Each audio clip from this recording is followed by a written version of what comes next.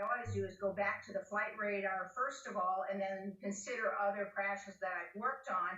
And the flight radar gives us a tremendous amount of evidence. This plane was over downtown Los Angeles, and for those of us who've lived in LA, a highly populated area. It was at an altitude of around 2,300 feet, made several circles around downtown, kind of just north of very populated Los Angeles, and then it headed out to Calabasas as it was losing altitude, which suggests to me, and Calabasas is not very populated. There are a lot of parks there, walking trails, mountains, etc.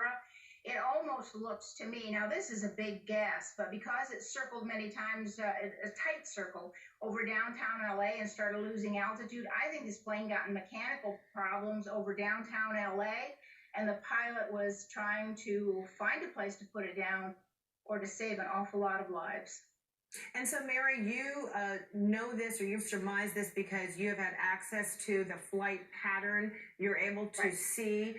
Tell me what you were able to look at, and why that's incremental as you look at investigations all the time. Why you look at the origin of its takeoff and the pattern to discern what possibly could have happened.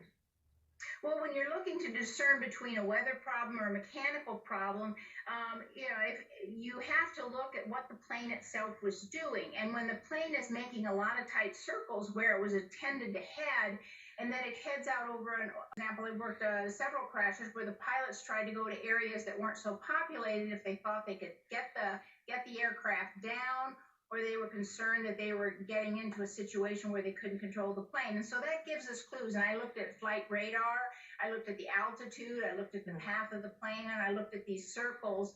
And people might be able to get an idea of what this helicopter is like by telling them that it's similar to the Black Hawk. The Black Hawk helicopter that's used worldwide by military operations everywhere. It's a pretty heavy-duty aircraft. Yes, it has had crashes in the past, of course, but they've been widely variant on the causes, and many of them were modified, including top-secret modifications by the United States military. This plane is, of course, not, or aircraft is not among them, but it is along the line of a Black Hawk helicopter. Mm-hmm.